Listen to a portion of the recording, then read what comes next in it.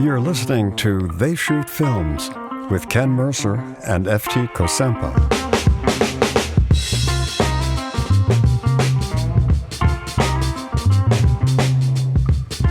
Welcome back, everybody. I'm here as always with the great F.T. Kosempa. F.T., how are you? I am really well, Ken. Today we're going to be talking about the 2010 film, The Social Network, directed by David Fincher, or should I say, The Social Network, directed by David Fincher and Aaron Sorkin. You asking me? Yes. Should I be saying that? No, I don't think you should, actually. At first I thought so. But then I watched the film again last night with Mr. Fincher's commentary, and I changed my mind. Did you watch that? I don't know. I did not watch the commentary. The interesting thing is that he lets Sorkin shoot the last shot of the entire film. Yes, I heard that. Yeah. And so Sorkin's there, as you had said. He's on set, which, as we know, is unusual. But I would say it's directed by Fincher, for sure. Oh yeah, no, I was being sarcastic. You were being sarcastic? Okay. Well, and I'm over 8 years old, and I should know sarcasm. When you see it. It needs to be written. But yes, I think we'll break that down more later, I'm sure, into finer detail, as we always do. Beat a dead horse, and then beat it some more, and then tranquilize it. Miss the horse. Be completely guilty for doing such horrible things to a horse. This film is a powerhouse that brings together three powerhouses: Aaron Sorkin, David Fincher, and Justin Timberlake. Yeah, the truth is, I asked people, who's Justin Timberlake, and they all started laughing. I had no idea who he is. Yes. We're working on another podcast with UFT. We're working on an educational program, not a re-educational program. It's just another podcast. It's a quiz show. Does FT Kosempa know? ? That's a great idea. And I can just press the no button all the time. Nope.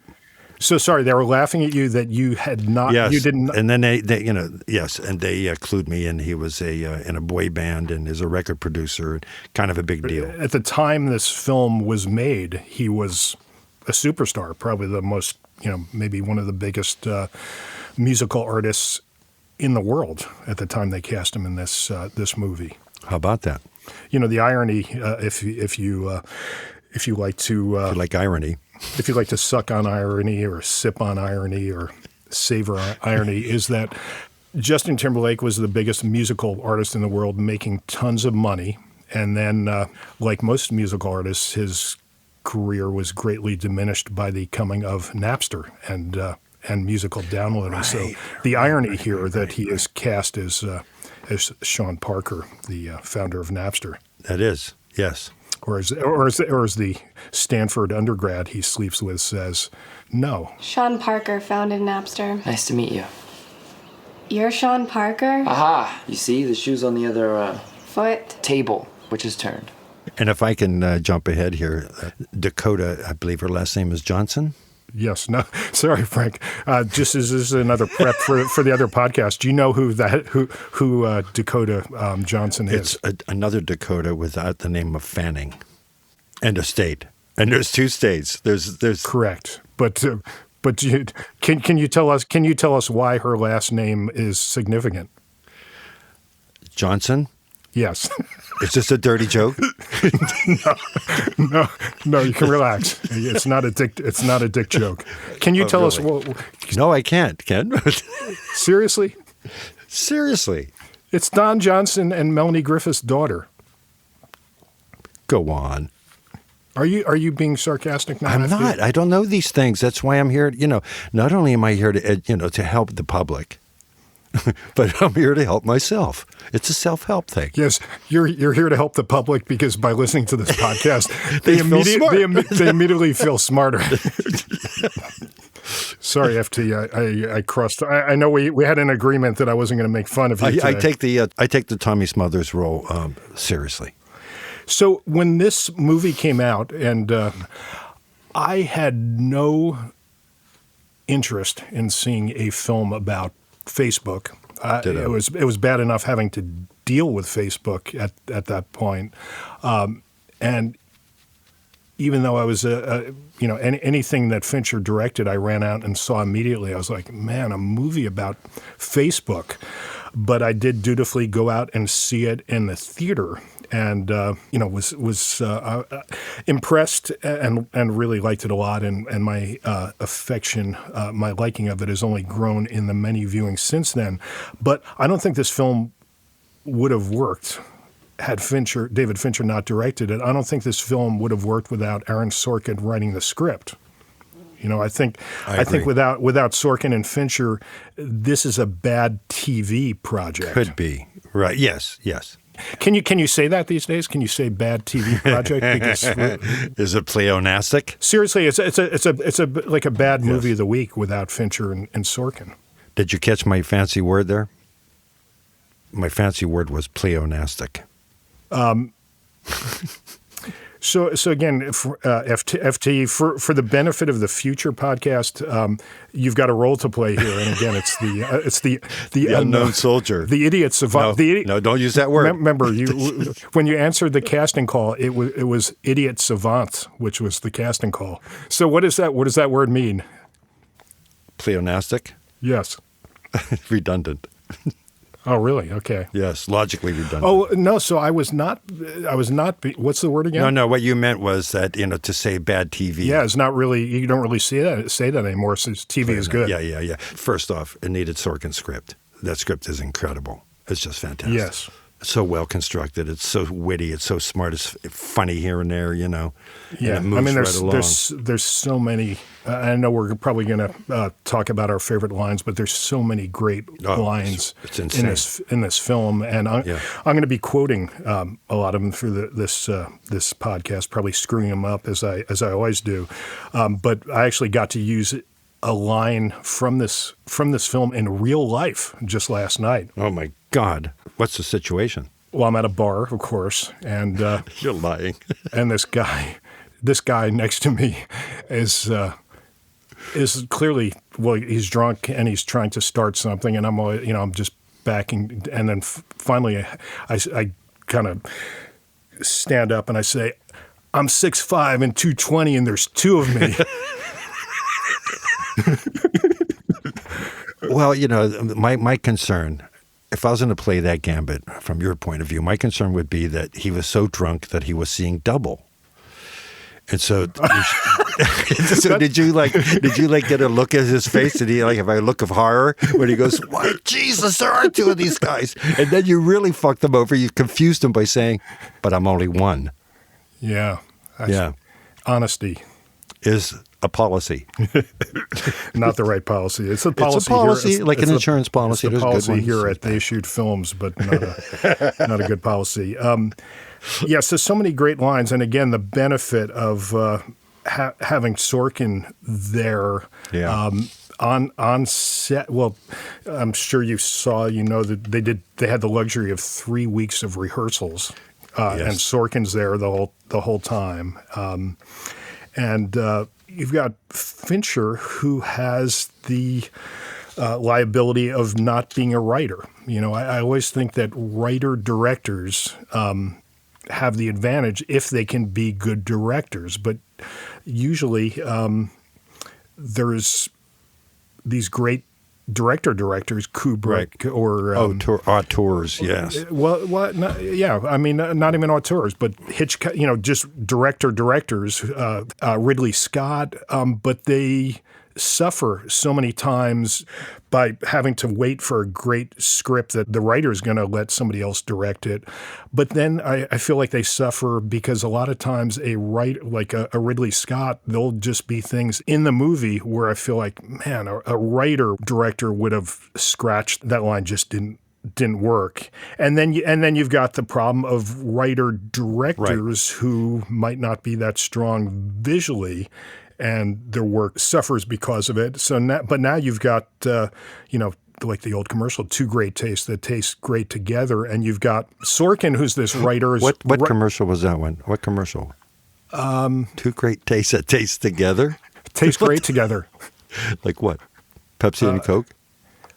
Was it Reese's Peanut Butter Cups? I think it was. Two great tastes that taste great together. Reese's Peanut Butter Cups. Real milk chocolate, delicious peanut butter. Reese's Peanut Butter Cups. One of the interesting things about those special features was I took Fincher to be mainly a visual guy. I was surprised by two things with Fincher: his sensitivity of acting, directing the actors, and his interrogating of the writing. Now, I did notice about acting that he was acting things out for people a lot. That was interesting. But getting back to the point, I was just surprised that he was really engaging Sorkin on this. I heard a ding. Yeah, I heard a ding too. I'm sorry. My about time that. is up.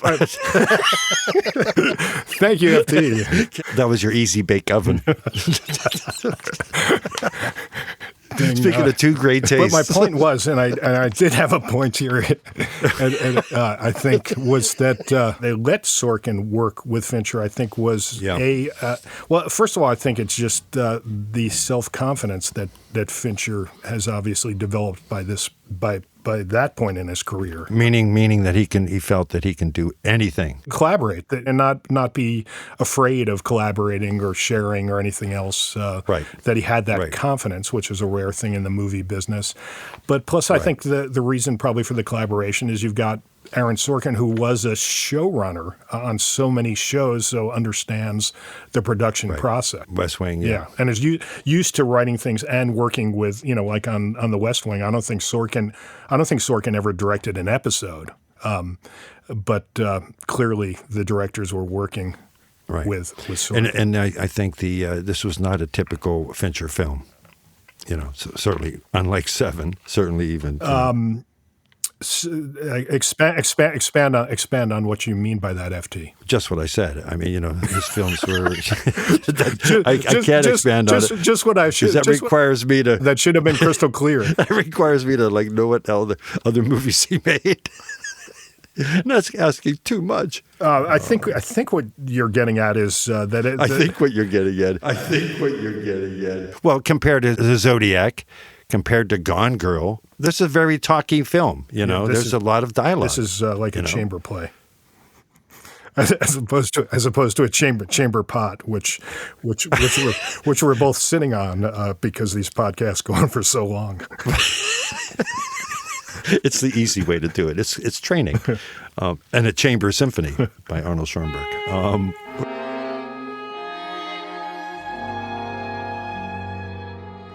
So, FT, your overall take on the film, please. Dun, da, da, da. Drum roll, please. Right. I ended up liking it. Well, my usual line is that it's a good film that I really didn't like, but I like the film, even though I find it very troubling.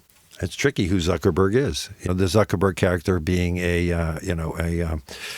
what would I call it? Too much like me. Right. That's why you didn't like the film. Dissociative narcissist with OCD. Ask me what I think of the movie, FT. Ken, what did you think of the film? Thanks for asking, FT. It made me sad. Sad? Yeah, because it made me sad thinking about that. This was going to be what happened to our podcast. When the podcast took off, I was going to dilute your shares, and you'll sue me, and I'll end up spending the rest of my life in depositions. Your dad's a lawyer, though. You'll save money. Yeah, I get the family discount. Let's jump to the opening scene in the restaurant. The scene between Jesse Eisenberg and Rooney Mara, as his girlfriend, who's about to dump him. You know what? I did not like it. I didn't like it, and I know I'm in the minority here. And I warmed up to it by third viewing. Mainly because, the performances are great. The dialogue, the Sorkin got a lot of information there. But I felt it to be shot. Well, It was really boring. well, The two shot. I mean, over the shoulder, over the shoulder, over the shoulder, over the shoulder, and back for the two shot, over the shoulder. You know, his big buddy Hitchcock, he appears in Hitchcock Truffaut, he talks. Yes. At some point, a waiter would have come over, dropped something, or, a glass of water, and he would have at least done a reverse just to move that along. But that would have diluted where Sorkin was going. it would have diluted, again, the whole thing about the dialogue scenes in this movie, and especially that scene, is pace. The pace on that dialogue is so much faster than anything else you'll see outside of a Aaron Sorkin TV show. His Girl Friday. Yeah, well, no, that's what I was going to Yeah. say. This film, the way the dialogue is written and handled, totally feels like Preston Sturges. Well, that was Howard- Did Howard. Sturges do My Girl Friday? Howard Hawks. So why does it feel like Preston Sturges I don't know. to me? Do you know? I never met Preston Sturges, but I did. I appreciated it. But he then goes on to other really fast talking scenes, with the Winklevi and Dev. Right. And those are very difficult scenes to shoot, in my opinion, and cut. When you have three people. Well, again, I think part of it is Fincher had shot was so well known for being this incredible visual director who could pull off this impossible stuff that, again, he had the confidence to just let two people talk at a table and let it be about the dialogue, and also to set up the pace of this. And I don't know, FT, I think a waiter coming in would have interrupted, which was the tension of that film, of that sequence, which it's tension building the old-fashioned way, just from two characters' dialogue, where they start out getting along, and then the tension builds, they're not getting along, and then it's getting worse, and we can feel that the girlfriend, we're saying, how much of this is she going to take? And then, of course, she drops the hammer on him and kicks him to the curb. We should just be friends. I don't want friends. I was just being polite. I have no intention of being friends with I'm under you. some pressure right now from my OS class, and if we could just order some food, I think we should be. Okay, you are probably going to be a very successful computer person. But you're going to go through life thinking that girls don't like you because you're a nerd. And I want you to know from the bottom of my heart that that won't be true. It'll be because you're an asshole. But it's interesting. He spends a lot of time on Erica, on the Erica character, and she is hardly in it, but it's important, of course, her role. It is interesting. It's a movie about Facebook and Mark Zuckerberg, and the opening scene, the camera spends more time on this girlfriend character who basically disappears from the film, which is daring. And I think this film, for a big major movie, major studio release, takes a lot of risks, including in the opening scene, the way that dialogue is mixed. The background, the restaurant background is so loud, you have to strain to hear the dialogue, which is the centerpiece of the whole thing. Realism. Like overhearing two people talk in a restaurant.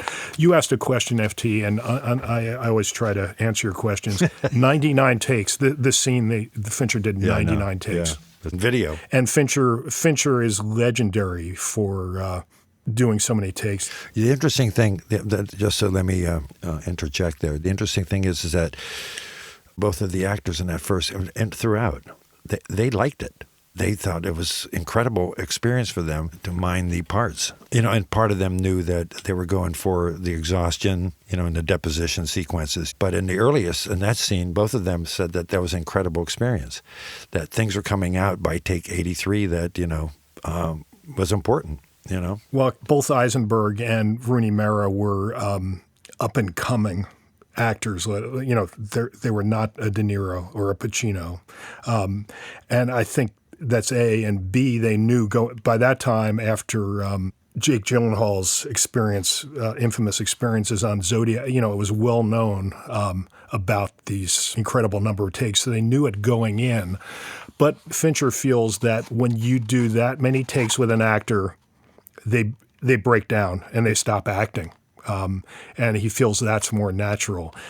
The flip side of that for me is directors who feel and actors who feel the magic, the energy is in the first or second take. And, actors like De Niro and Pacino, when they rehearse, they don't, they just say the line.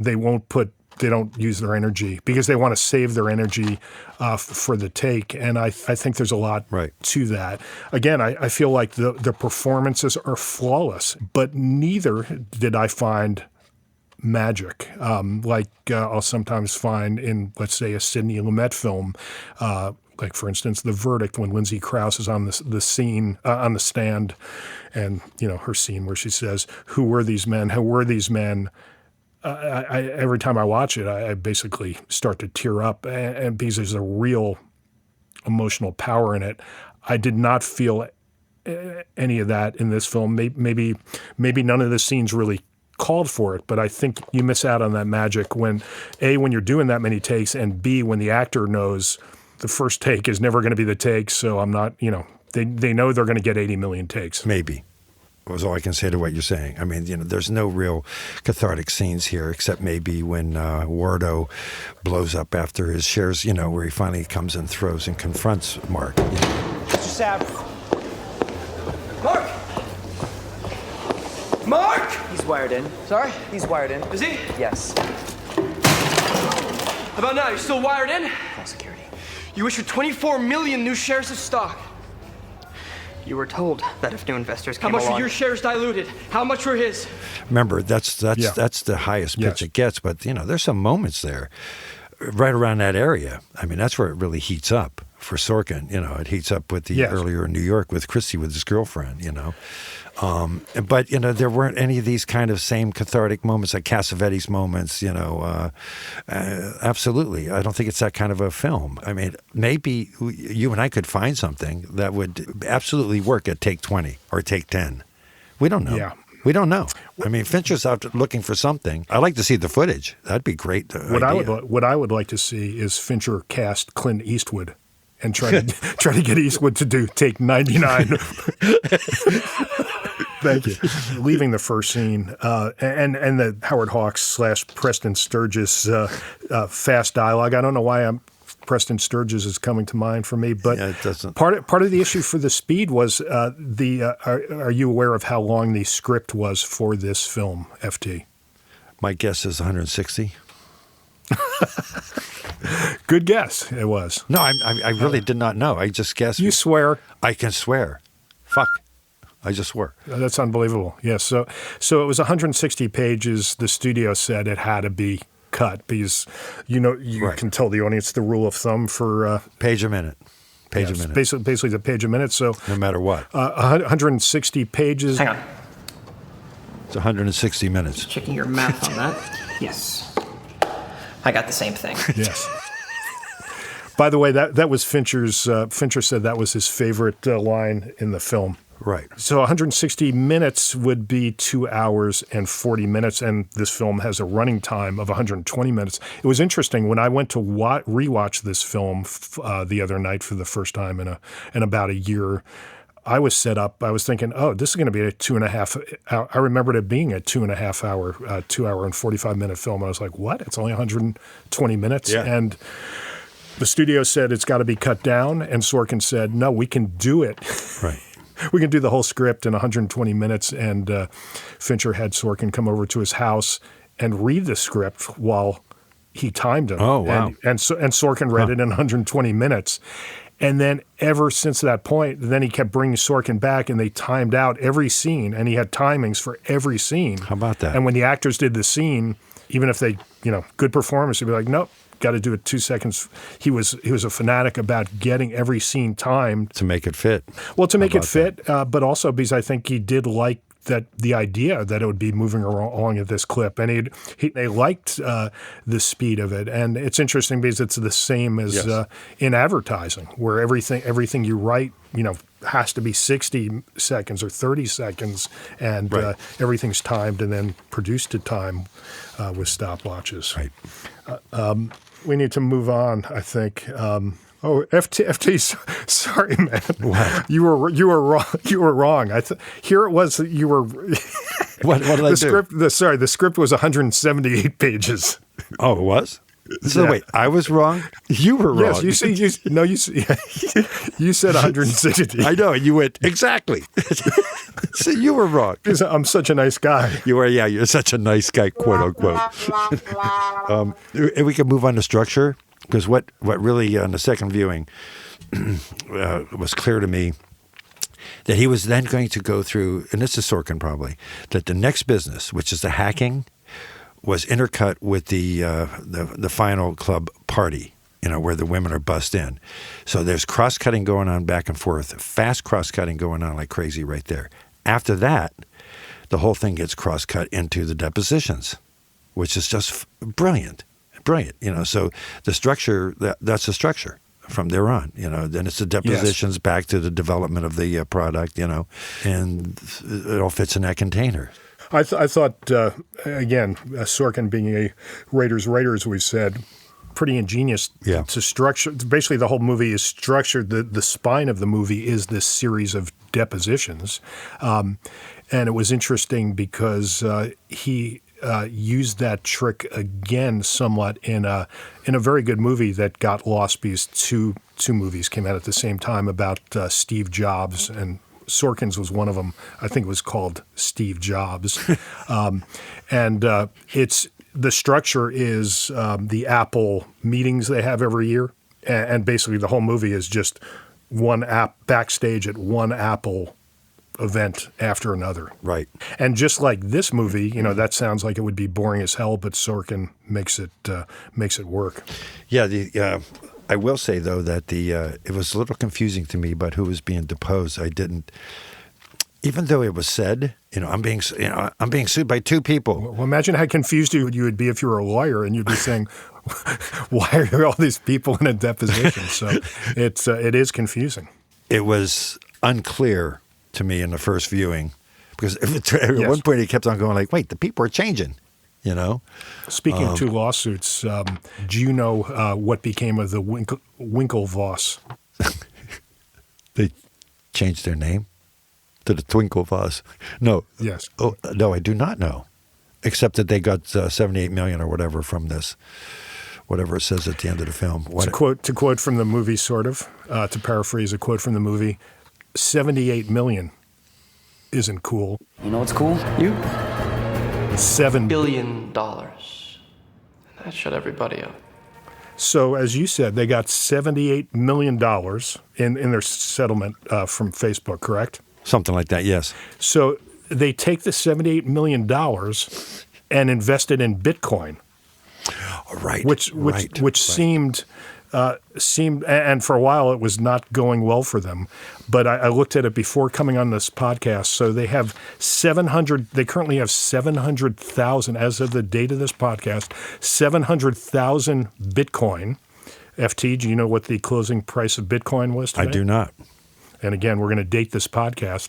So it closed just over $100,000 per Bitcoin. You do the math, you come up with $7 billion. How about that?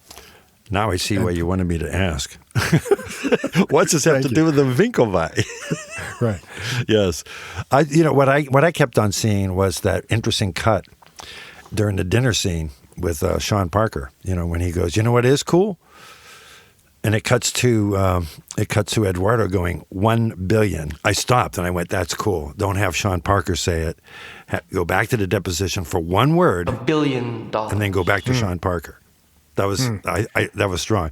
That's why I was a little stunned there when you went, you know what, it is cool. I'm like, All right. So speaking of the Winklevi, as the Germans would say, the visual effects on Arnie Hammer were flawless, especially given the year this film was made. Absolutely.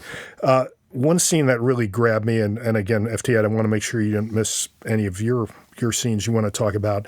There's a scene where we start out with Max Minghella in a what do you call those singing things they do at college, FT? That's a Harvard group. All right. That's a tradition in the chapel, you mean? Right. What's the name of that? It's some weird name. It's a name that doesn't make sense. Much like this podcast. So he finds out that about Facebook, whatever it is now, in a different, whatever it is, he goes comically ripping out, leaving the building, tips over chairs, goes running up this bridge over the Charles River that's a curved bridge. The camera cranes, is tracking behind him and then cranes up as he hits the apex of the bridge. And just as he hits the apex of the bridge, a rowing shell pierces him right under the bridge. And it's a pretty amazing shot. I agree.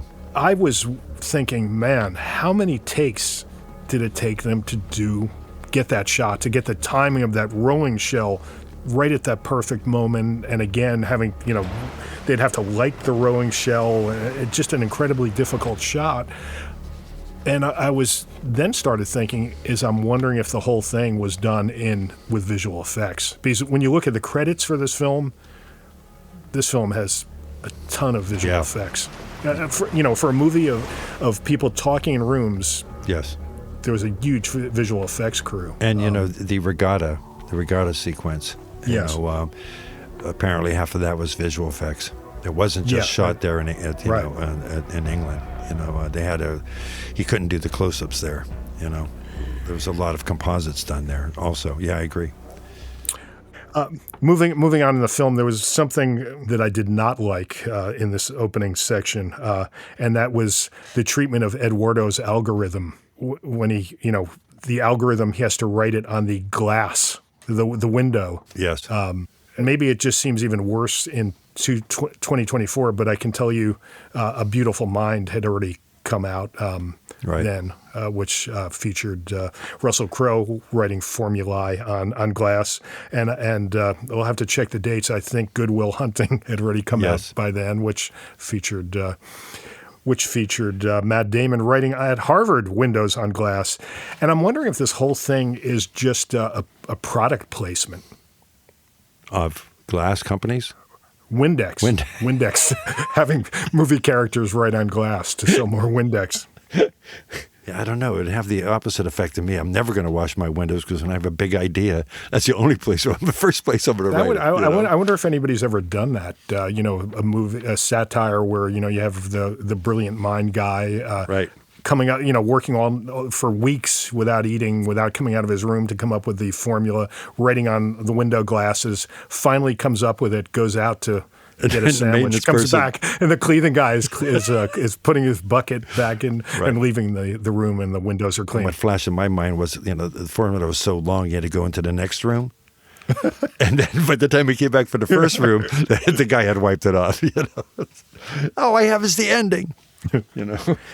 Speaking of product placements, Aaron Sorkin appears, as you know, as the ad guy. Yes. Yeah, and a great casting because he looks like an ad guy. Yeah, he does. He even looks like one ad guy I knew back in the day. Well, it's funny because he looks like one ad guy I used to work with. His first name was Lou. We'll leave his last name out of it because I have a story about Lou if you'd like to hear it. I do.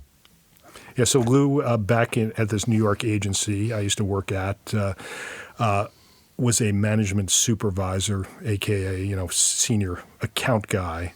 And my partner and I, who were writer-art director team, he wanted us to work on something for him, and we were busy. And so he offered to take us out to any restaurant in New York we wanted if we would work on this thing for him.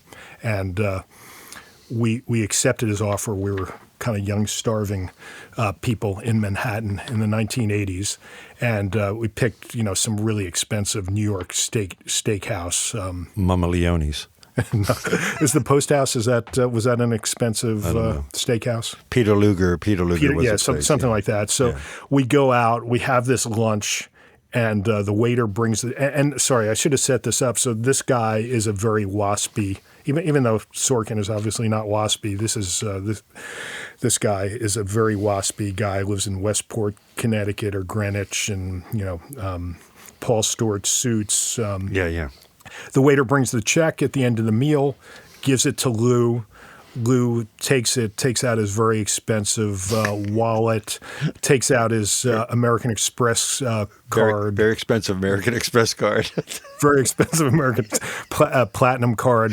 Gives it to the waiter, and then a few minutes later, the waiter comes back with a abashed look on his face, if that's the right word. Yes. And he says, "I'm really sorry, Mr. Blank, but your card was declined." And Lou just turns red, and we feel so bad for because again, this is like the man in the man in the gray flannel suit. Yeah.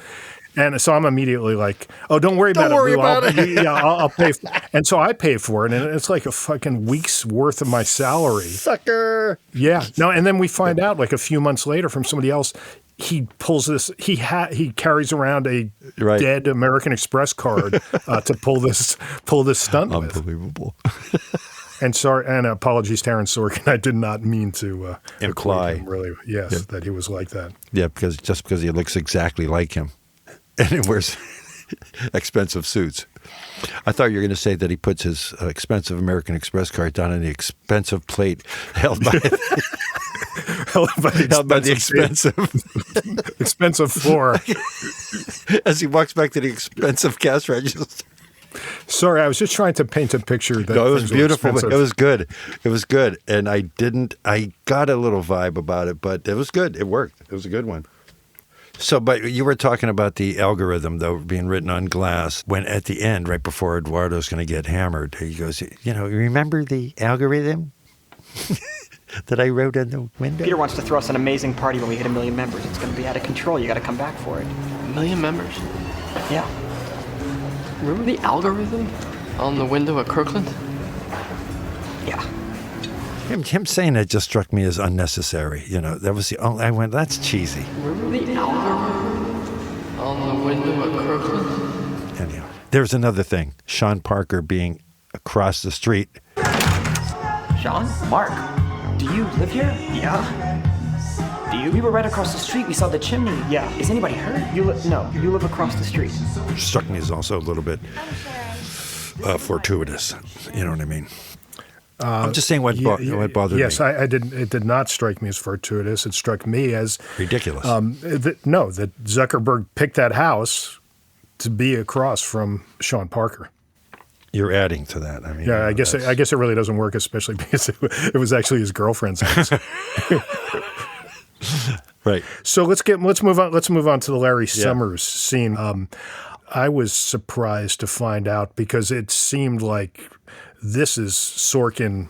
This is Sorkinizing to the. If that's actually, I'm going to trademark that term as Sorkinize. Sounds like a carpet cleaner. Was Sorkinized to the extreme, and so I was shocked to come across this quote from Lawrence. As you know, Lawrence Summers was the ex-Commerce Secretary, Treasury, wasn't President of Treasury. Yeah. Was he Treasury or Commerce? I thought it was Treasury, but maybe Commerce. I thought it was Commerce. So I thought it was Treasury. So the character just seems so over the top, and so I was surprised that Larry Summers said he called the scene fairly accurate, and he said, "quote I've heard it said that I can be arrogant. If that's true, I surely was on that occasion. One of the things you learn as a college president is that if an undergraduate is wearing a tie and jacket on Thursday afternoon at 3 o'clock, there are two possibilities. One is that they're looking for a job and have an interview. The other is that they're an asshole. This was the latter case. Rarely have I encountered such swagger, and I tried to respond in kind." I'm sorry, sir, but that's not the point. Please, arrive at the point. You don't have to be an intellectual property expert to understand the difference between right and wrong. And you're saying that I don't? Of course I'm not saying that, sir. I'm saying that. Really? Sir. And how did they get this appointment? Colleagues of their father. Let me tell you something, Mr. Winklevoss. Mr. Winklevoss, since you're on the subject of right and wrong, this action, this meeting, the two of you being here, is wrong. You don't get special treatment. We never asked. Just start another project? If you like we're making a diorama for a science fair? If you have a problem with that, Mr. Winklevoss, we never asked for special treatment. The courts are always at your disposal. Is there anything else I can do for you? Or you could take the Harvard Street, man. And the Winklevoss twins say, This idea is potentially worth millions of dollars. Millions? Yes. You might just be letting your imaginations run away with you. Sir, I honestly don't think you're in any position to make that call. I was the U.S. Treasury Secretary. I'm in some position to make that call. yeah, well, you know what's cooler than what you just said? $7 billion. Yeah, which is interesting. The president of Harvard, the specialist in economics and business, has the old school, he suffers from what Right. Eduardo does, the old model. What I hated most about Larry Summers when he says, the courts are always open to you. Why did you hate that? I just hate that because I've dealt with things with city problems where I've lived and gone to the city, and this is going, and basically that's the response is, oh, that's a civil matter. Right. Meaning you can go to get this thing solved, you can go to court and spend the rest of your life and $200,000 to get this problem fixed that they should fix. So that struck home with me, but that's just me. And I'm glad. There's only one of you. So we talked a little bit. Are there any other specific scenes from the film that you want to talk about, FT? Every scene where Zuckerberg apologizes or doesn't. And specifically the scene when he finally does see Erica again at the bar. The internet's not written in pencil, Mark, it's written in ink.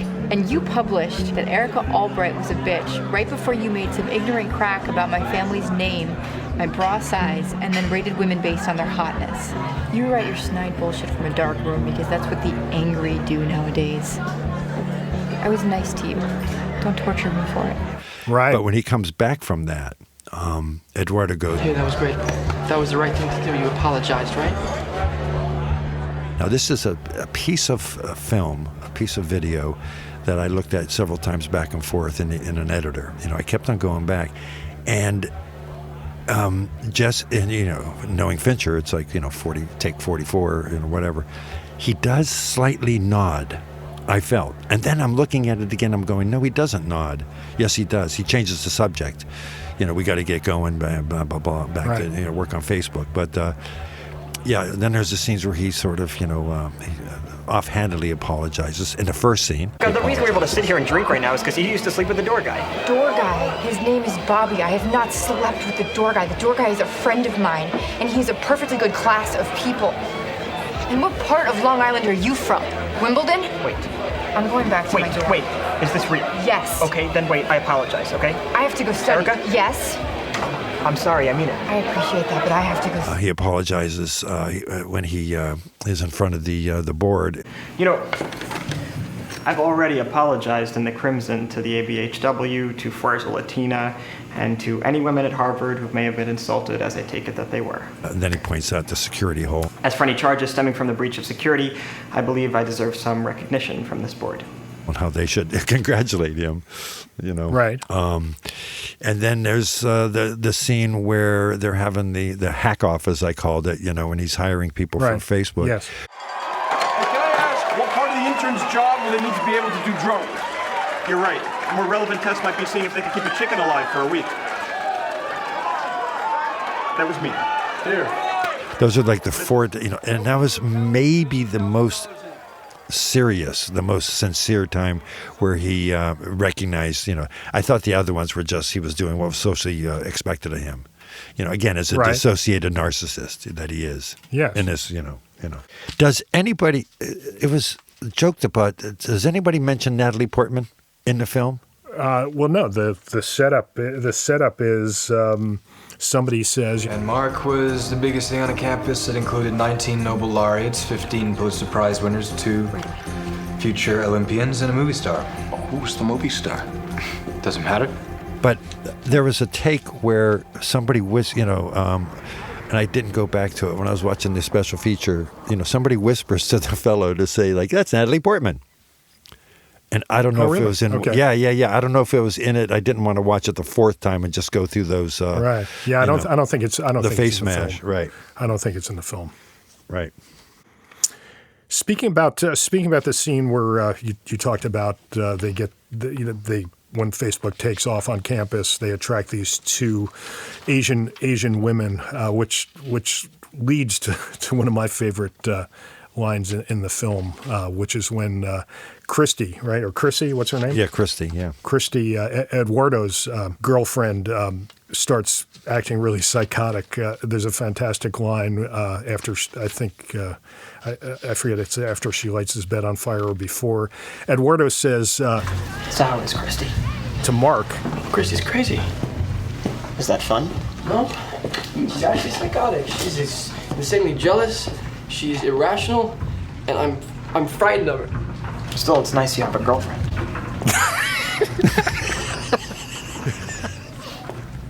Let's kind of go through. I think we've already touched upon it, but let's break down actors, writers, directors. Writer, one Aaron Sorkin. We talked about the structure. Anything else we want to talk about Sorkin? No, I think we've praised the quality of the script, the details. Yeah. Let's use, I guess, this as an opportunity to talk about some of our favorite lines from the film. We've already hit on a couple of them. Do I have your full attention, FT? No. Do you think I deserve it? What? Do you think I deserve your full attention? I had to swear an oath before we began this deposition, and I don't want to perjure myself, so I have a legal obligation to say no. Okay, no. You don't think I deserve your attention? I think if your clients want to sit on my shoulders and call themselves tall, they have a right to give it a try, but there's no requirement that I enjoy sitting here listening to people lie. You have part of my attention. You have the minimum amount. The rest of my attention is back at the offices of Facebook, where my colleagues and I are doing things that no one in this room, including and especially your clients, are intellectually or creatively capable of doing. Did I adequately answer your condescending question? Yeah, so that line. Yes. What were some of your favorite lines, FT? I've talked about a few of them already. Well, we already did the line about 6'5" and there's two of me. Right. I'm blanking, my friend. Okay. I'll help you out here. A couple of my favorite lines is... You know this is where they filmed Towering Inferno? That's comforting. Yes. The legal associate says... You're not an asshole, Mark. You're just trying so hard to be. That's what that was the line I was going to come up with, because when you think about it, when you talk about the writing, that's the bookends of the film. Erica says, you can say that you're just a nerd, and because that's the reason why women don't like you. No, it's because you're an asshole. And then at the end, yes, the assistant says that to him. But that's an oddball line, Ken, isn't it? Yeah, no, it's a great line, but just like I stumbled over reading it. I mean, it's a complicated construction, but it's great, and it was great that you picked up that, which I'd missed, that the lines bookend the film. But the line really doesn't make sense to me. It's a person. Why? It's interesting. Who? It's like me, Frank. I try so hard to be an asshole. Well, that's what I'm saying. I think that's why it doesn't make sense to you. Is you're so used to it from me. Maybe. But who but an asshole would try so hard to be one? Does that mean that Zuckerberg, is only... now you're hurting. Right. So you think you do think I'm an asshole? Well, the question becomes is Mark or anybody else only 49% of an asshole?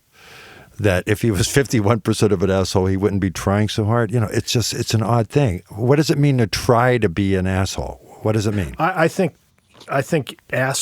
true assholes are just natural born out. They can't help it. Whereas I think there are some people who act, especially in business, who act like assholes because they think that makes them tougher. But wouldn't you still say that they're assholes?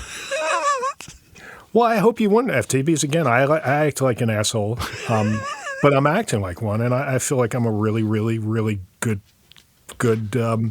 self-effacing person. And that's a beautiful thing.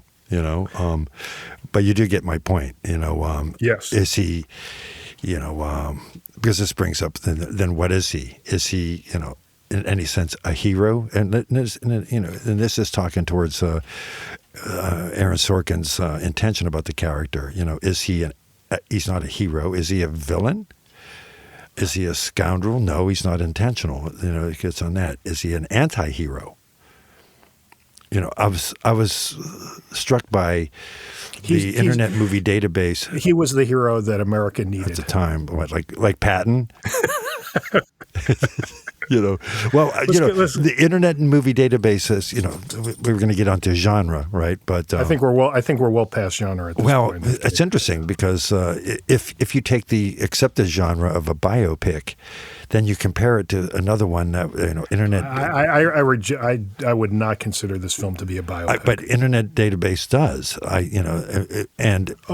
So then it must be. No, but it's interesting that this is for the all-time number 17, and number 19 is Capote, which I watched a couple nights ago, and I found it to be interesting because again, narcissists. And however, in Capote, that film, interesting to compare the two, he is really ruined by his experience, with the murderers. Right. And that's where he becomes the big alcoholic. The murderers in Cold Blood. In Cold Blood, right. The movie is about his relationship with one of them, I think Smith is his name, the one he likes, But Capote's ruined by it. He's a narcissist that's ruined. And Zuckerberg is not. The most he says at one point is that, to Sean Parker at the end, you were a bit hard on him. You all right? You were kind of rough on him. That's life in the NFL. You know you didn't have to be that rough on him. Listen, I'm putting together a card. You didn't have to be that rough on him. He almost killed it. I'll send flowers. Now, Fincher, oddly enough, claims that this is a turning point where Zuckerberg becomes more of the head of the company. And it's interesting because clearly. Well, for me, it wasn't so clear, because he's still. But the next scene, it becomes clear because that's when the next scene is the party, and that's when Sean Parker gets arrested. Right. Yes, and when he's calling from jail. Yes. All fucked up and desperate. Hello. Listen, something's happened. Interns. It was just a party. This is going to be news, Sean. It's going to be online any second. I know. With an intern. No, it's cool. I have it under control. I will get it under control. I will call someone and see what the next move is, but this is going to be news now. You don't think Wardo was involved, do you? Do you think? No. Desperate. Yeah. That's when Zuckerberg. Yeah. No, sorry, I got the points the points mixed up. Yes, that's the point. I feel like he had to take over. Yes. Speaking of that scene or close to it, that's another one of my favorite lines from the film. It's when Eduardo gets the boot from the lawyer in the conference room, and Eduardo says, "You set me up. You're gonna blame me because you were the business head of the company and you made a bad business deal with your own company." It's gonna be like I'm not a part of Facebook. It won't be like you're not a part of Facebook. You're not a part of Facebook. My name's on the masthead. You might want to check again. You signed the papers. Right. You said right. Good. Yeah. Good, Another nice one to exchange between them is when Eduardo comes after being stood up and at the airport, in soaking rain, yes. And that's where the whole thing, you're going to be left behind. But before that, great little line was like, "How old are they, Sean?" It's not polite to ask. Sean, how old are they? And I was like, oh my God, talk about assholes, Let's move on to director, if you will allow us. I allow you. As a matter of fact, I welcome it. I demand it. So I think we've talked a lot about Fincher already. Any other points about the direction? I may have said it, but for a movie that's so fast in the dialogue, there's a lot of cutting going on. Oh, yeah. So Fincher really, for me, really excels in this film more than some of his other work for me, to be honest with you. Yeah, well, I'll ask you a question I was going to ask you at the end of this section, but since you brought us to this precipice, is this David Fincher's best film? I couldn't answer that. Best? I mean, I don't know. So far, I mean, better than 7. It's like it's a different thing. Well, I think it's neck and neck. And with Zodiac, to me I don't know. I can't answer that question either. But I like this. I like this better than Zodiac. I mean, oh, wow. Okay. Do you like it better than Gone Girl? Yes. Okay. Yeah, I do. Interesting that Kevin Spacey was in 7, and he's an executive producer on this one, and he shows up on the special features. He's talking. Yes. And I'll tell you, man, it's just like it's a hard thing. You miss that man. He's such a good actor. Speaking about 49% asshole or 58% or 99%, I want to say something that will sound negative about Fincher, even though I'm trying hard hit not me. to make it sound like that. So, again, what makes him a great director, what made Hitchcock, who clearly was one of his mentors, such a great director, which makes Kubrick such a great director. At times. Clearly one of Fincher's, at times, one of Fincher's influence is the ironclad control, the vision, the control. There's a scene where they're shooting in a dorm lobby, and you just see Fincher. They're just setting up the shot, and there's a window to the outside there, and Fincher all of a sudden goes tearing out the door and yells at somebody like a background extra. I don't want to see that wool hat like that. And then comes back into the lobby, and he's walking the other way, and he walks past the camera, which is on a dolly, and says, "I don't ever want to see a boom shadow there." And again, as a director, that's what it's all about. So he's the ultimate in control, which I really admire. But on the flip side, and it takes, if you want to be dialectic in how we examine this, at the other hand are these directors that are less controlled. Again, equally adept at directing, but have much more wildness and abandon.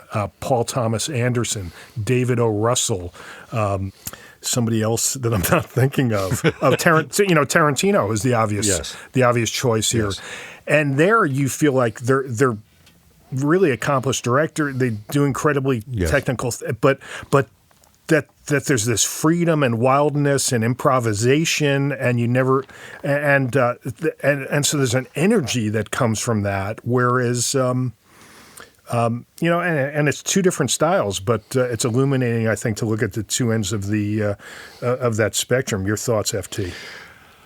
I understand what you're saying, but what in this case, he doesn't storyboard.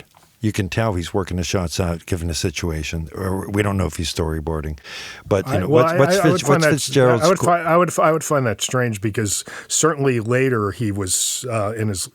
Everything is not story. It's done in pre-visualization software. Every camera move. It's interesting. It's interesting they didn't show that. I mean, because a lot of people would. Even Ozu. Ozu pre-planned everything. He drew everything. In details. I think, it was storyboard. I think the story was on this. He didn't have storyboards because he wanted to block. He wanted to block the scenes first, right, and then figure out where the good angles were. Right. So that's what I had the feeling that was going on. In this picture. However, to address your point about the energy and the freedom, he does get it with the Winklevi. Every scene with those two guys, and with those one guys, with that one. Well, not really. Right. He really does talk about what's his name, Pence, contributing here. Those move for me. Those they spark. It's not so controlled. Given all the controls. I mean, he does.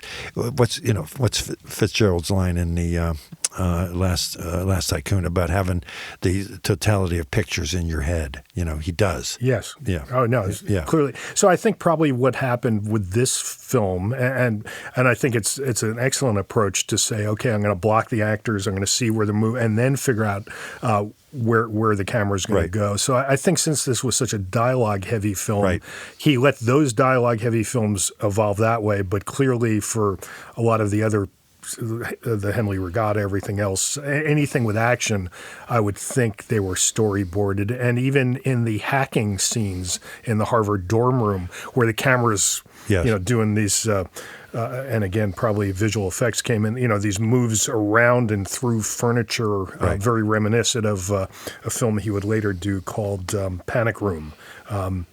So I've got some interesting statistics for you here. Nice. I love, me. Yes, statistics. Wait. Wait. I got to. All right. I'm at my window and it's dirty. Go ahead. Okay. Yeah. Write this on the window so you can figure out the formula. If this film was shot on 35 millimeter film, oh my God, which it wasn't because it was shot on digital. Right. Red. How many feet of film would have been shot? As much as Dunkirk in 35. How much was shot for Dunkirk? I don't know, just a lot, because it was. Yeah, I wonder if this was more. Yeah, so do I. I mean, 96 takes of that 10-minute scene, right there. Yeah, so he shot the equivalent. He shot the equivalent of 1.45 million feet of film. I was going to say 1 million, huh? Yeah, so you're off by 50%. Shucks. You're supposed to say, wait, let me see. 1 million. Yes, I come up with the same thing. Yes. Good one. Let's move on to, if you're ready, to move on to music. For me, the weak part of the entire film. Yeah. Yeah, it was, and again, it should be said that you are a classical snob and an accomplished classical pianist. Former.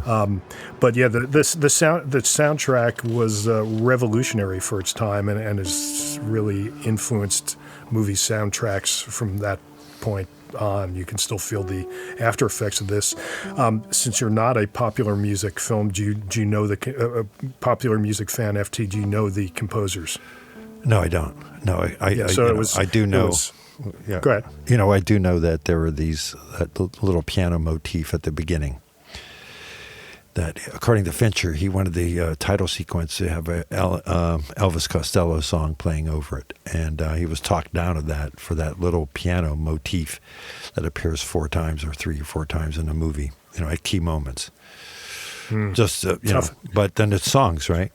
Tough one for Elvis and that's Diana what he even Krall. says. Sorry, Elvis. They could have used that movie. Yeah. So the Trent Reznor and Atticus Ross were in 9 Inch Nails, which you probably know. You've probably heard of them, right? I have. Yes, and Fincher. Fincher gave them the chance. This was their first chance to do a soundtrack, and they've since become very.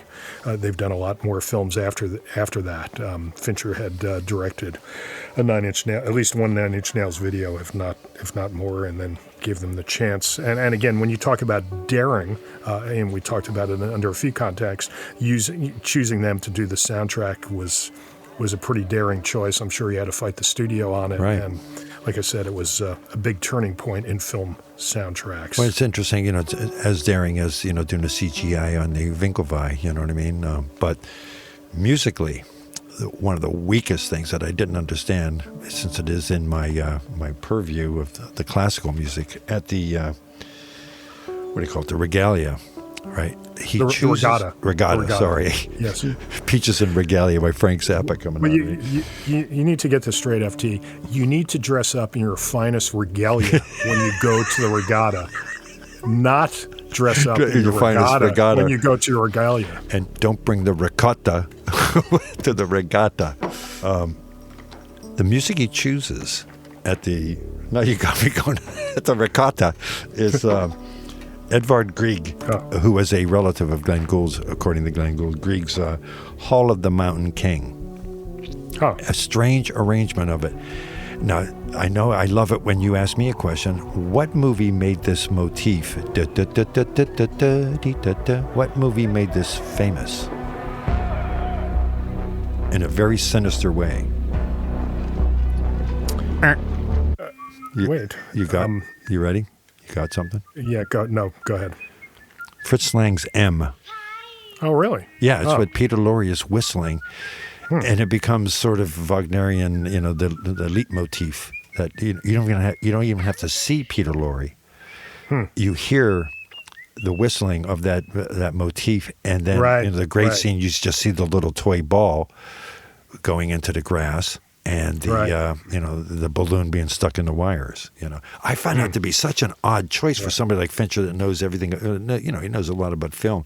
I was struck. I'm like, what the hell? This weird villain music. It was odd.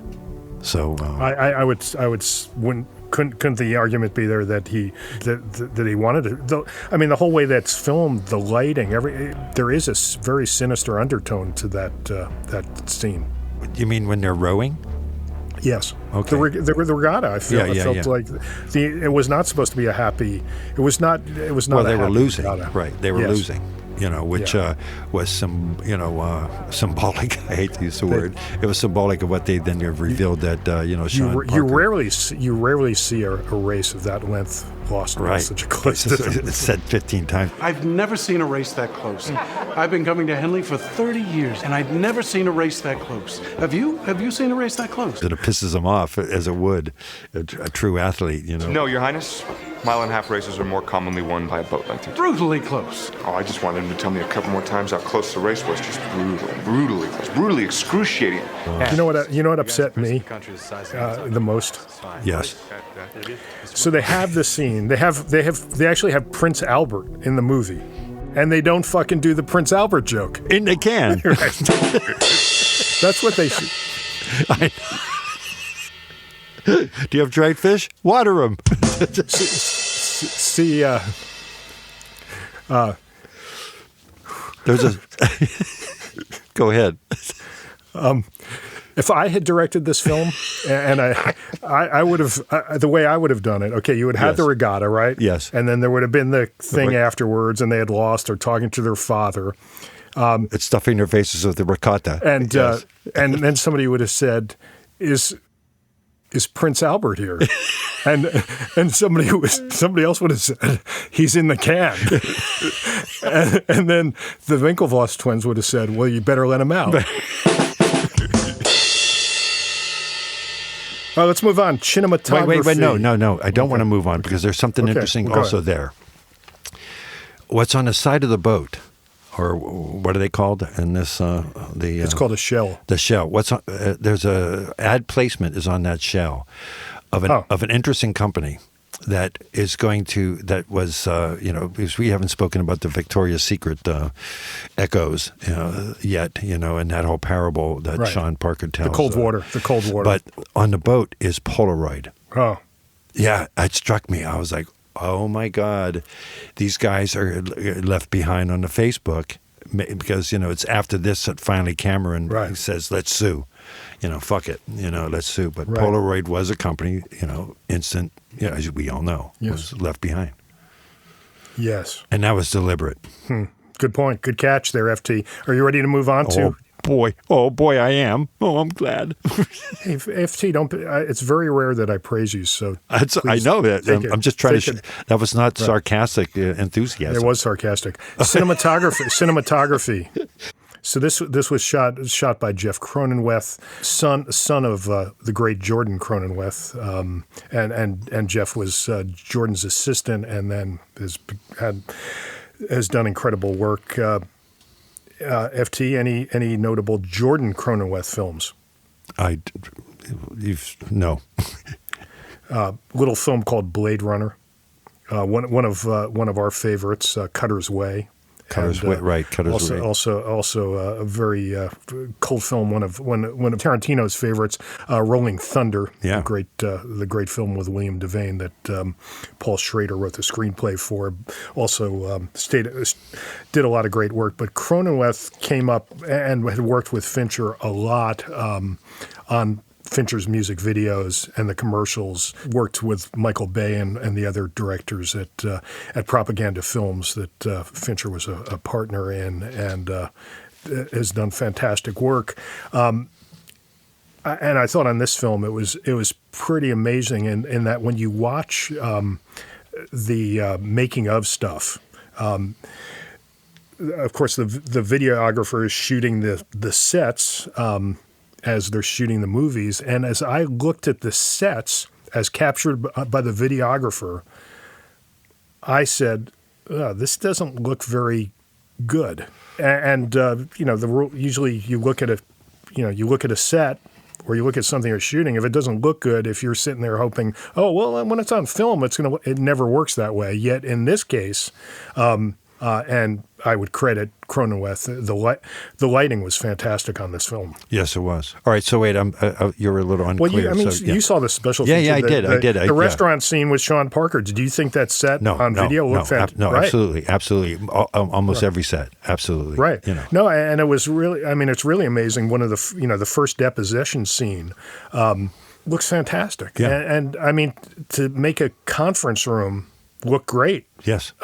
Is not easy. Right, but you're shading over into set design, and right? He had a great production. Again, the thing about production designers got to work with the cinematography. It all works. So again, for Fincher, who's got to pull the whole thing together, he knew what he was looking for, and the sets did what they had to do to make the film look great when they shot them with the lighting. So it all worked together. But it did. Hats off to Jeff Cronenweth. Well, I'll say this: I was surprised when I saw this features that it was shot on video. I was surprised. One interesting piece of trivia on the cinematography, as you mentioned there, Frank, and it might have gone by in passing.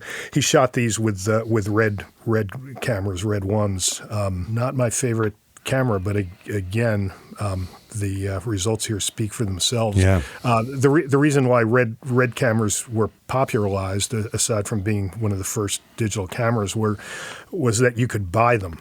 You could own them. Unlike Panavision, you can't own anything from Panavision. You can only rent it. That's the only model. But red, you could own them. And it was interesting that since he was doing so many 2-camera setups, there were 4 cameras on this shoot. 4 Red 1 cameras. 2 of them were Steven Soderbergh's, and he lent them to the production. How about that? What a nice guy. I'm sure some dollars changed hands. Are you sure? Yes. I don't know. Yeah, of course. Let's talk about the editing. Yeah, fast cut beautifully. But what I really liked is the tossing of objects. I really did. The way it was cut. Yeah, because there was, he was able to match cut. He was showing his Hitchcock. The bottle cap being thrown. The Harvard student handbook being thrown. I think there's something in a deposition that is tossed over. Papers are tossed over. I really like that. People are shot in separations, separate from a long shot that includes everybody, and it exits the frame one way and comes in the other way. Fluid. Mr. Chaplin, thank you. Yes. He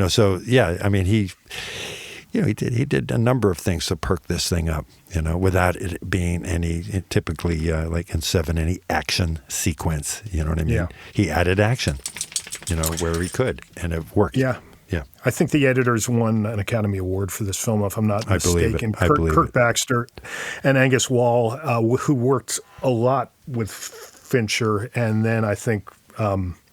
From what I can remember, I think one or both of them had to stop. It was just too intensive. The amount of visual effects work and everything else just became overwhelming, and they stopped working with them. I could see that. I really could. That all the screens were just blue screen. That had to be CGI'd in later on, every time, every one. Yeah, well, you probably know later on, I think around the time of around Zodiac was actually, so maybe he was already doing it on this. If there's a 2-shot and Fincher likes what actor 1 is, the actor on the left-hand side is doing from take 7 and what the actor on the right-hand side is doing from take 32, he composites them. I think he might have done that here. He was saying he split-screened. Sometimes. Right. So he probably was doing it. Yeah, he was doing it because he split screen sometimes. Armie Hammer just doing both parts. Right. Without the CGI, the face being the face. And people, again, as Ken was saying, watch some of the fact that the Winklevi, that the the second brother, Tyler, is that his name? Tyler, the way it's normally spelled. Right. Versus the abnormal way. Tyler, is played by, who's the fellow? Yes, Josh Pence. Josh Pence, yeah. So most of the time you're seeing Josh Pence as the brother with the face of Armie Hammer. And it works. Yes. Now, one thing that doesn't work, and I'll tell you, oops, I forgot to say a little bit of cheese. The fog coming out of mouths. When you're told that's added in post and you watch the movie again, it is so bad. Okay, but what about when you weren't told? You didn't notice it. Right. Right. That's the point. That's what counts. Yeah, But that's what counts. Yeah. Well. So let's talk about visual effects since they were such a big part of the film. Let me ask you a question, FT, if I might. You may. Do I have your full attention? You have. Well, it's raining out. You have the attention that you deserve. Your line is, you have part of my attention. You have the minimum amount. Yeah, but see, that's not true, man. And I'm an honest person. I'm giving you 49% of my attention. Go ahead. The asshole part. So let me ask you a question. Creating the Armie Hammer identical twins effect, was very labor intensive. It was very expensive to do. How much would it have hurt the movie if they were fraternal twins? I asked that question. I would rob him of, obviously, the great line. You want to hire an IP lawyer and sue him? No, I want to hire the Sopranos to beat the shit out of him with a hammer. We don't even have to do that. That's right. We can do that ourselves. I'm 6'5", 220, and there's two of me. I'm with this guy. Whatever. Oh, right. Even though Josh Pence is 6'5" as well, Right. I think it would have hurt. No, and again, I think it comes back to Fincher being Fincher. Because if it was me directing this movie and the studio was pushing on the budget and everything, I would have been there. Yeah, why the fuck do these guys need to? It's going to work fine if they're fraternal twins, and I'm going to save tons of money and tons of time. And Fincher, being Fincher, is like, no, if they're twin, he knew exactly what it was going to do, and it does add. And the fact that he was able to push and go for that is just, again, comes back to the amount of control. It's true. Control in his vision. There's a story when they were getting the production rolling. He went in, and as you know, his producer, which I think is always a great help, and it works for Fincher and it works for Christopher Nolan. Both of their executive producers are their wives. And it must make for a tough marriage, but it seems to be really good in terms of or a great marriage. Could be, but it certainly is good in terms of getting movies made. So they go in with their budget for the film, whatever it was, $50 million, $45 million, and the studio says, "Well, we need you to do it at 35," and Fincher just says, "This isn't a negotiation." Just to the point about the Winklevi. It was such an interesting thing to see the slight difference of personality and the slight hair changes even, and all that. One has more puffy hair. But it's Tyler who's, Cameron's more of the kiss ass. Yes, sir, Mr. President. Yes. Tyler was, and he's the one that ripped the doorknob off, right? It was Tyler. So, I liked it. Having known, have you known many identical twins? Only from Diane Arbus photographs. And from The Shining, which I guess was inspired. So wait, I know you're talking about images, but I'm talking about people. Do you know any? Well, I might have, but I might not have known. I might have run into one at a time and not known. All right, so you did not. So the answer is the easy answer is no. I never had a relationship where you could see the difference. FT, I got it. Even though physically, FT. If we did easy answers, the show would be 5 minutes long. Right. It's an interesting thing, because I know of one case here that they look identical and they are absolutely different people. The one person is just so mean-spirited. And and the other one's not a happy ass, but not mean, but yeah. And not like me. You're not the narcissist. You're not the 49% narcissist that me who's an asshole, but trying so hard not to be. No, you. Let me get this one in. All right. So the poster for this movie, it says something like, you can't make 50 million friends without making some enemies. Okay. When the movie came out. Now the DVD, On the picture of the DVD, there's no mention of the film. There are 5 words. Well, the first word in the largest font is punk. Prophet, genius, tiny, billionaire, big, traitor. Isn't that odd? Punk? Anarchist, maybe. Well, no, I think Mark Zuckerberg was a punk, especially as the term was used back in the 2010s. He was the definition of a punk. He was? Yeah. Okay. Not punk in the Johnny Rotten Sex Pistols sense, but in being a punk. Let's talk about the acting and then wrap this up. What's there to say? It's a cast. It's a huge cast. When you look at it on IMDb, it's a cast of thousands. And I would say, let me throw out a credit here for the casting director, because I think the casting was perfect all the way around. Casting by Megan Lewis and Lorraine Mayfield. Right. And he talks about them in one of the special features that, when he had ifs about people, and they would just keep going, no, this person. He's like, I don't know. And then he goes, yep, they were right every time. Yes. I mean, it's the casting is flawless. Starting with the lead, I think a wise man once said that, acting is 90% casting. You're laughing. 2% perspiration. No, it's acting is 90% casting and 10% asshole. No, you got to do the wrong math at 90% and 11% asshole. Hold on, let me check your math. Nope. Well, there is a flub in this, by the way. That when you add up at the end, or at one point when you add up all the numbers, it comes out to 108%. That's somewhere on some site. I don't know if it's true. I didn't do it. The math. I didn't do the math. But casting being 90% acting, being 90% of acting.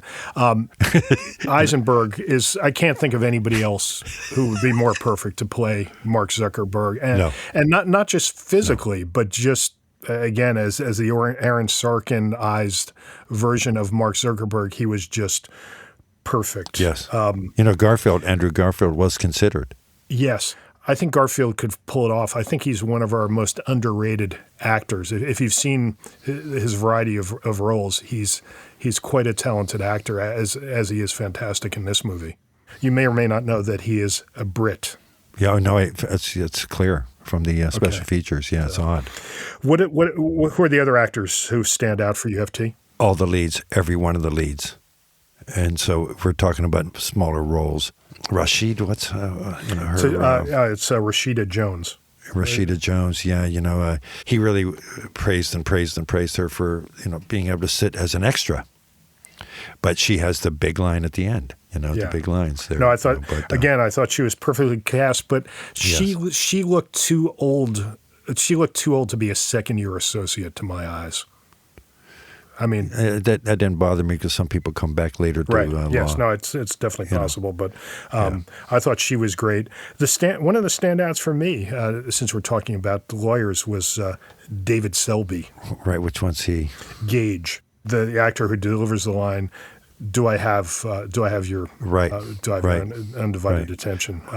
I thought he was fantastic. I thought all the lawyers were. The woman, she really struck me as being like business. That's who stood out for me. I already said this earlier on was Dakota Johnson. She made that introduction scene to the Sean Parker. Yeah. She made that fly. She really made that work. And that's when we first see. Mr. Timberlake, that's a beautiful scene. What did you think of Justin Timberlake's performance? I thought it was great. Yeah, I really did. I think he really pulled it off. Of that type of man. Yeah, interesting because you've already said back hours ago at years this ago podcast that you really didn't know who Justin Timberlake was when you came to this film. I'm not lying. Yeah. Yet you accepted him as an actor. I absolutely. I had no issue with that. And I accepted him. And I read somewhere there was somebody else they were considering. I forget. Oh shit, a guy. Yeah, no, he worked perfectly. And again, going with a non-actor, but somebody who could bring.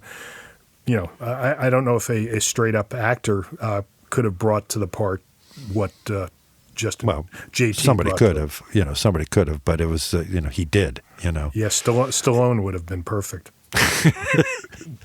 Right, Eddie Stallone. There must be another Stallone around. I think you enjoyed Armie Hammer's performance. I did. What did you think about Rooney Mara? I thought she was great. Yeah. No, she was great and interesting. Was she the girl in the dragon tattoo? Is that the same person? Yes, she went on, which was after this. It was after this? Yes. Wow. Yes. Yeah. Wow. Yeah. No, she was, those scenes, and there weren't many, right? But she... Right. Yeah. I guess, earlier I said, there were no acting moments that really seemed raw and really emotional because of the number of so many takes. But I think now that you jogged my memory, when Rooney Mara's second scene, when she's in her dorm and her roommate says, you're on the internet, blah, but he blogged about you. And then the dude comes in holding a bra. Right. All right. He blogged about you. You don't want to read it. Erica, is this yours? I stole it from a tranny. Get the hell out of here! I feel like her reaction to that was raw and real. Me too. Oh, yeah. Yeah. Well, but her presence, even in the first, I felt, I didn't agree with you when you said that, earlier on. I thought her, no, I didn't. I mean, at the beginning. You didn't agree with me, Nan, but you want to just go on the record distancing yourself even further from any opinion. 51% more, 58% more. Disclaimer. Yes. Any opinions stated by Ken Mercer do not reflect the opinions of FT Kosempa. False advertising. Yes. She was charged all along. I mean, that great scene in the bar, then later on when she's turning, and talking. Yes. She just has her intention and the emotions there, Yeah. Yeah. All right, we better wrap things up here, FT. This has been another fun one, The Social Network by David Fincher. We'll see everybody next time on They Shoot Films. Please subscribe. Please follow us on Facebook or the social network formerly known as Twitter or Facebook, and you can get us wherever your fine podcasts are sold. Have a good one, everybody. Till next time. See you, FT. I'll see you, Ken. Have a good one. They Shoot Films is a production of Film Symposium West, produced by Anne-Marie De Palma, studio announcer Roy Blumenfeld.